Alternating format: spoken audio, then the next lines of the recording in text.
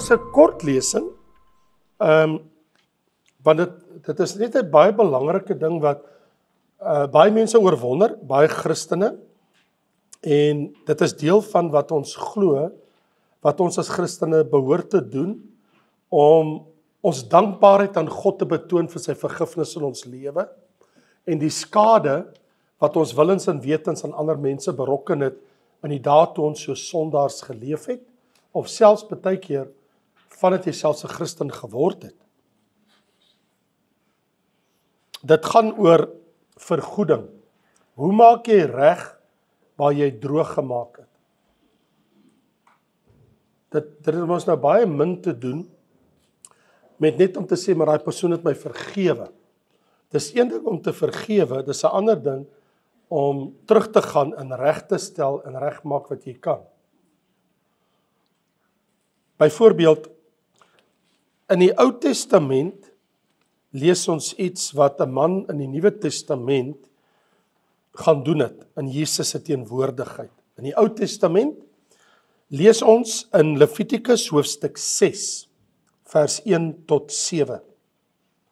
Verder het die Here met Moses gespreek en gesê, as iemand sondig en ontrou handel teen die Here, deurdat hy teenoor sy naaste ontken, hy lieg vir hom, dat hy iets wat aan hom toevertrou as pand gegee is deur hom geroof is, of as hy sy naaste iets afgepers het. Dis 'n ander mens wat jy te nagekom het om jouself te bevoordeel. Alright? Of dat hy iets gekry het wat weg was en hy ontken dit. Of hy vals sweer ten opsigte van enigiets wat 'n mens hom doen om hom daarmee te besondig, en as hy skuldig word en hy word nou uitgevang, moet hy teruggee wat hy deur roof ontvreem of deur afpersing verkry het. By party lande kap jou hand af. Ek dink hulle moes dit by ons lankal ingestel het. Of wat aan hom toe vertrou was, jy moes dit opgepas het. Of verlore goed wat hy gevind het en hy lieg en hy, nee, ek weet nie waar dit is, maar jy weet dit is in jou garage. Soos 'n man het aan my toe gekom, so 'n paar jaar gelede. Hy sê, pastoor, ek sukkel in die nag om te slaap, my slaap het van my gewyk. Ek sê vir my, klink bekend, mense in die Bybel het ook so gepraat. Wat het jy gedoen? Hy sê, ek het my buurman se byl geleen 12 jaar gelede en ek het nog nooit van hom teruggee nie. Ek het nog steeds sy byl in my garage. Hy sê, ek sukkel in die nag om te slaap. Ek sê, so wat's fout met jou? Hy sê, wat bedoel jy? Ek sê, vat die byl, stap oor, maar nie met hom in jou hand na jou buurman toe nie. Ek bedoel, maak hom nou mooi toe, maak dit 'n pakkie, gaan na jou buurman toe en sê, buurman, ek vra jou om vergifnis, ek het jou byl al 12 jaar, en dit pla my in die nag, ek kan nie slaap nie, hierso is jou byl. Of alles waaroor hy vals gesweer het, hy moet daar ten volle vergoeding gee, en nog die 5de deel daaraan toevoeg. 20% moet jy bysit. 20% aan wie dit behoort. Die dag as hy boete doen, as hy om vergifnis gaan vra. Hy moet van die kleinvee na jou skatting as boete aan die Here 'n ram sonder gebrek as skuldoffer na die priester bring. En dan moet die priester versoening doen voor aansien van die sal vergewe word, waardeur hy skuldig geword. Nou, jy sal vir sê, maar jene genade, dis onder die wet, dis Ou Testament. Ja, ek verstaan dit alles. Maar wanneer ons van restituisie praat vanuit 'n Nuwe Testamentiese perspektief, hier is iets baie interessant, dat hierdie persoon teenoor die Here Jesus, want ons lees dit in die Nuwe Testament, in Lukas hoofstuk 19. En Jesus het deur Jerigo gegaan, en hy kry 'n man met die naam van Saggeus, 'n hoof van die tollenaars, 'n ryk man. Hy het ryk geword uit ander mense se sakke uit, né? Hoe weet ek dit? Hy het probeer om Jesus te sien wie hy was, maar vanweer die skare kon hy nie, omdat hy klein van persoon was, soos 'n kort klein mannetjie. Hy wil Jesus sien, hy kan nie, klim toe in 'n willevye boom, sodat as Jesus verbykom, hy hom kan sien. En toe Jesus by die plek kom, kyk hy op, hy sien hom, en hy sê vir hom, Saggeus, maak gou en klim af, want ek moet vandag in jou huis bly. Daai man het nie die boom uit geklim nie. Hy het uit die boom uit geval. Wat ek sou gedoen het, ek los alles, ek val daar soos 'n vrotvel, ek hol huis toe en ek skree vir die mense, julle weet waar ek bly, laat Jesus kom, en ek skree net, vrou, maak alles aan die kant, ek kry die badkamer, en Jesus is op pad, en ek bedoel, hierdie plek moet nou regkom. Dis wat ek sou gedoen het, nommer 1. Maar toe maar, my vrou het die huis in orde. Ek praat dan nie van my skoon familie nie, daar's ander mense wat, jy moet hulle 'n week kennis gee voordat jy by hulle huis kom. Moet nou nie kyk vir die mense vir wie ek kyk nie. Hy maak toe gou en klim af, en hy het hom met blydskap ontvang. En toe almal het sê, toe sê hulle, wat maak Jesus by 'n sondige man se huis? By die hoof van SARS. Ja, hy werk mos vir SARS, hy is die hoof van die tollenaars. Hy werk vir die belastinggaarders. Maar Saggeus gaan staan, en hy sê aan die Here voor hulle almal. Op 'n stadium raak hy so vasgevang in hierdie man Jesus, en wat hy sê en wat hy doen in sy huis. Hy sê vir hom, Here, die helfte van my goed gee ek nou vir die armes. Jy moet hom tot bekering kom om dit te sê. Iemand wat tot bekering gekom het, sal dit nie sê nie. Jy het waaragtig tot bekering gekom. Die helfte van my goed gee ek vir die armes, en as ek iemand iets afgepers het, gee ek dit 4-dubbel terug. 4-dubbel. En Jesus sê, vandag het vir hierdie huis redding gekom. Want hierdie man is ook 'n seun van Abraham, van die seun van die mens kom soek en te red die wat verlore was. So, hier is 'n kragtige ding wat ons gelees het in die Ou Testament, en hier is 'n kragtige ding wat ons sien, wat met 'n man gebeur het, wat Jesus ontmoet in die Nuwe Testament. Waarmee het ons nou hier te doen? Het ons net met sonde vergifnis te doen, of het ons met die herstel van wat ek aangevang en gedoen het te doen? Dis die vraag. So, en as ons praat van die herstel, praat ons van restituisie. So, in ons lesing 12, in artikel 12, het ons nou hierdie voorbeeld van Saggeus. Hy het meer gevat van ander mense as wat hy moes. Hy het mense verneek uit hulle geld uit. Dit is soos om 'n weegskaal te hê, en die Bybel sê jy moet 'n ware weegskaal hê. Jy weeg goeders vir mense af, maar jy het hom so bietjie gejepou. Jy skor so bietjie elke keer. Nou dis duidelik in hierdie geval dat vergoeding het plaasgevind op 'n ware bekering. Die teruggee, want iemand het werklik by die Here uitgekom. So, dis 'n leerstelling wat vir baie mense kan wys van wat dit kos om 'n Christen te wees. Want wat die Here vir my gedoen het, is nie goedkoop nie. So die vraag is, het ek van ander mense wederregtelik gevat? Het ek gesteel? Dis soos iemand wat by die werk is, het geld verduister. Ek het al baie met sulke goeders te doen gehad in my lewe, in die bediening. En die persoon kom tot bekering. En dan kom sit hulle by my in my studeerkamer of my kerkkantoor en sê, pastoor, ek het by die Here uitgekom, maar eintlik ek het hierdie ding by die werk gedoen wat ek nie moes nie. Sê ek, wat het jy gedoen? Nee, ek het die boeke gekook. Sê ek, wel, nou sit tussen jou en die Here. Wat gaan jy doen? Gaan jy dit regstel? Dit kan beteken dat jy dalk moet tronk toe gaan. Dit kan beteken jy kan jou werk verloor. Daar's baie goed wat nou kan gebeur. Hoe ernstig is dit? Wat het jy gedoen? En ek het in my lewe gesien dat mense by die Here uitgekom het en hulle werkgewer gaan sien het en vertel het hulle het by die Here uitgekom. en hulle is vergewe, met 'n deel daarvan terugbetaal, die werk het omdat hulle by die Here uitgekom het en hulle oop en eerlik was, dit afgeskryf. En dan weet ek van ander mense wat hulle werk verloor het, omdat hulle gevoel het om dit te doen. En dan weet ek van ander mense wat hulle dit net nooit gaan doen nie. So, hier's die ding. As ons praat van restituisie, dan gaan dit om iemand wat pas gered is. Dit is nie iemand wat al gewoonlik jare op die pad is nie. Dit is gewoonlik as wie my kopad het is, ek het nou net by die Here uitgekom. En ek het aangejaag en ek wil net regmaak waar ek verbrou het. So gewoonlik sal jy sien dat restituisie te doen met iemand wat nou net na die Here toe gekom het. Hy is nie al 30, 40 jaar op die pad nie.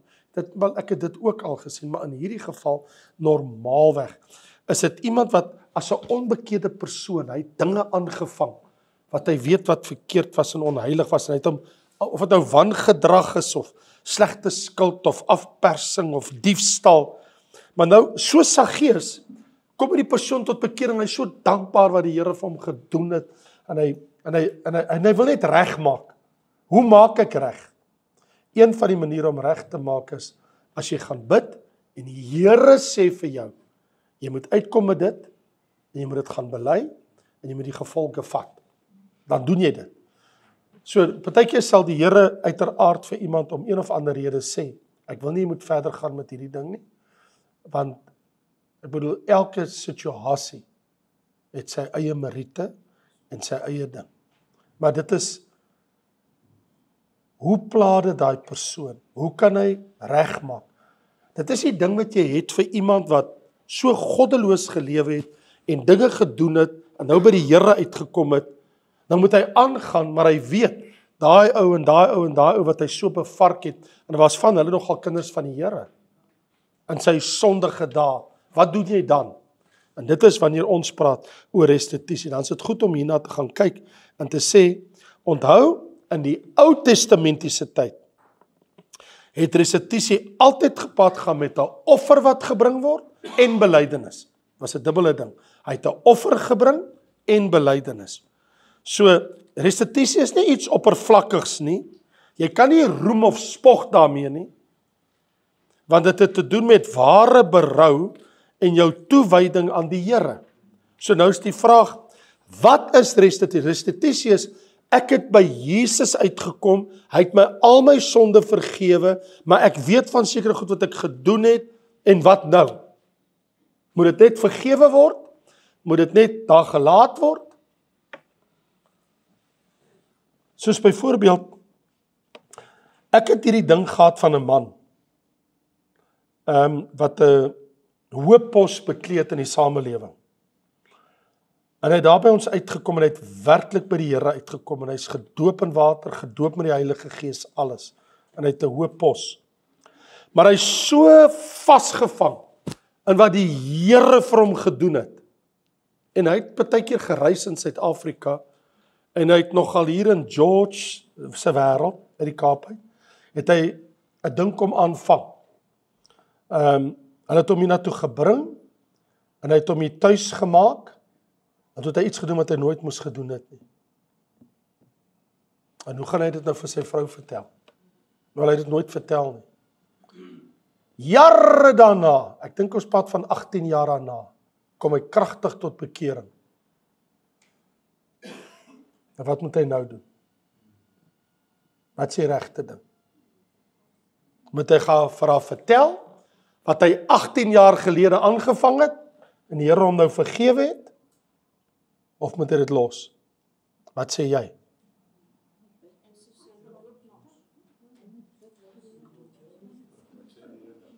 Wie sê hy moet dit los?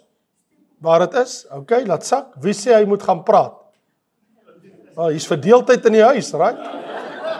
OK. Dis nie ek nie, hoor. Wat ek wil sê is, julle kan dadelik sien, gaan sê hy dit vir haar, nou moet sy sit vir die res van haar lewe, met 'n man wat sy die hele tyd verdink, wat sy nooit geglo het dit ooit sou doen nie, dit was 'n one night stand, soos hy dit genoem het, Wat nou? Wat nou? Nou moet sy dit verwerk. Sy sit met al hierdie goed met haar man wat sy so lief het. Hulle dien nou die Here saam. Almal tot bekering gekom. Hulle is wonderlik. As hy stil bly, is dit mos nou begrawe. God het sy verlede vergewe en hy kan aangaan met sy lewe, want hy het dit nooit weer gedoen nie en hy is ook nie van plan om dit te doen nie. Nou sit sy met die ding, sy moet nou deur al die worsteling gaan, soos wat julle nou julle hande opgesteek het, die tweede groep. So sy moet nou tot haar dood toe, moet sy nou sit en worstel met iets wat. So party mense sal sê, praat, ander gaan sê, bly stil. Wel, hier is die storie. Ek sê toe vir hom, wat het jy gedoen? Want ek bedoel, ek dog hy kom met my praat, ek moet hom adviseer. Hy sê, nee, ek het dat klaar vertel. En ek is like, hoe kom jy nou na my toe? Niks wat ek kan doen nie.